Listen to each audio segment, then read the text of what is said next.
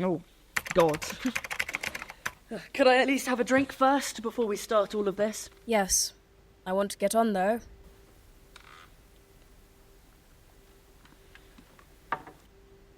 When did you first meet this girl?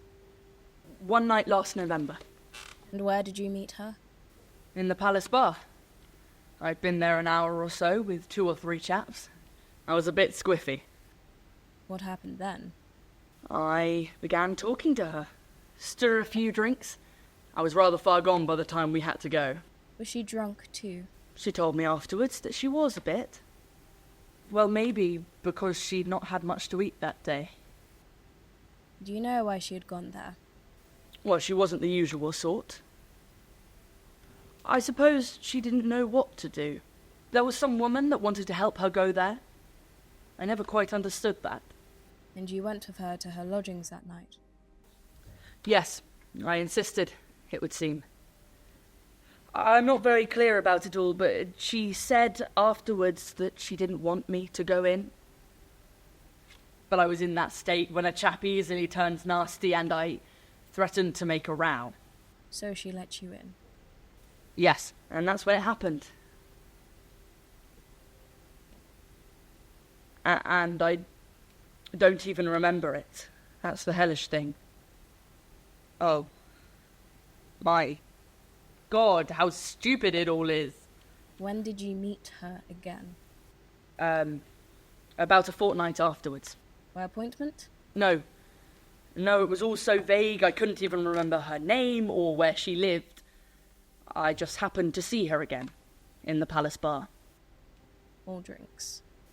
Yes. Though that time I wasn't so bad. But you took her home again? Yes, and we talked a bit. She told me something about herself, and I talked too. Told her my name and what I did.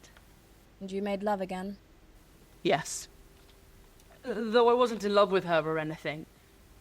I liked her. She was pretty and a good sport. Did you arrange to see each other after that? Yes, and the next time, or the time after that,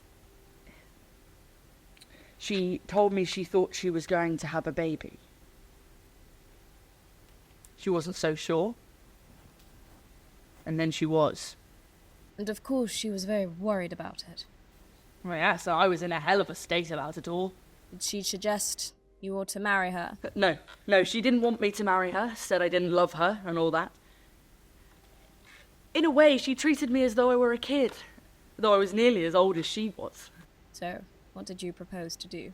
Well, she hadn't a job, and she didn't feel like applying for another, and she'd no money left, so I insisted on giving her enough money to keep her going. Until she refused to take any more. How much did you give her altogether? I suppose about £50, all told. Now where did you get all that money? I got it from the office. You mean you stole the money? Well, not really. What do you mean? Well, I intended to pay it back. Why didn't you go to your father when you found yourself in this mess? Because he's not the sort of father a chap could go to when he's in trouble. That's why. Just one last question, that's all. The girl discovered this money you were giving her was stolen, didn't she?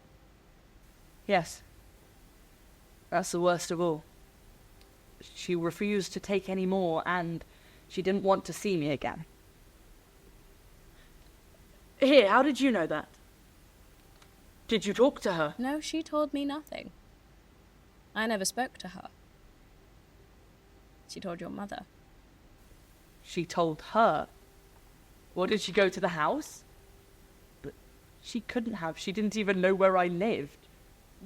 What happened? Come on. Don't just look at me like that. Tell me. Tell me! She went to your mother's committee for help after she'd done with you. Your mother refused that help.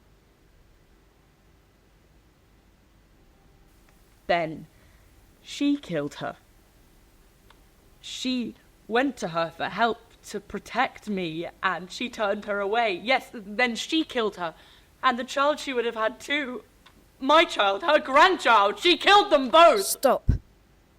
And be quiet for a moment and listen to me. I don't need to know any more, neither do you. This girl killed herself and died a horrible death, but each of you helped to kill her. Remember that. Never forget it. But then I don't think you ever will. I'm not likely to forget.